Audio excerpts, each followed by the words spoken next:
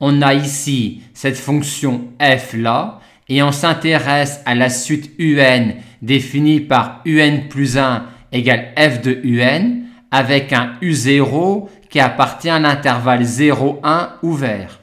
On a ici le tracé de petit f, et on a déterminé le signe de f de x moins x que l'on peut visualiser sur le schéma.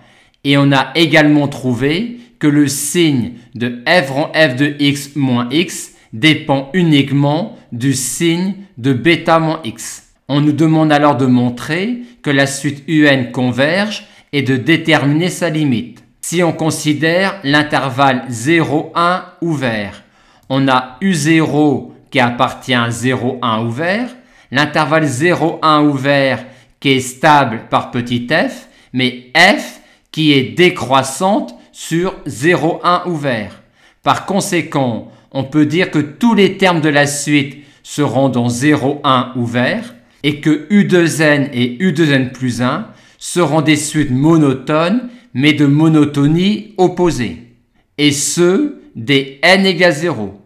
Aussi leur monotonie dépendra du signe de f rond f de U0 moins U0, qui est négatif si U0 est ici, et positif si U0 est là. K1, si U0 est ici, cette quantité-là est négative, et donc U2n sera décroissante, et U2n plus 1 croissante. Et elles convergeront toutes deux, car elles sont bornées par 0 et 1. Or, dans la question 2, on a vu que les seuls points fixes de f rond f étaient 0, 1 et bêta. Donc, U2n et U2n plus 1 vont converger vers 0 ou vers 1 ou vers bêta.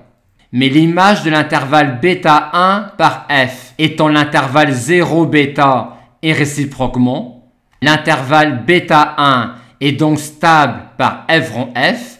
Aussi, si U0 est ici, tous les termes U2n restent dans cet intervalle-là. Or, on a dit que si U0 est ici, c'est-à-dire si U0 appartient à bêta 1 ouvert en 1, la suite était décroissante, on en conclut que la limite de la suite U2n ne pourra être que bêta. Et quand U0 est ici, U1 est là, et par le même raisonnement, vu que l'on a dit que la suite U2n plus 1 était une suite croissante, on montre que U2n plus 1 va converger vers bêta. On a donc montré que les suites U2n et U2n plus 1 convergeaient toutes les deux et vers une même limite qui était bêta. On en conclut donc que la suite un converge et converge vers bêta. Et on obtiendrait de manière analogue le même résultat si U0 appartenait à 0 bêta ouvert en 0.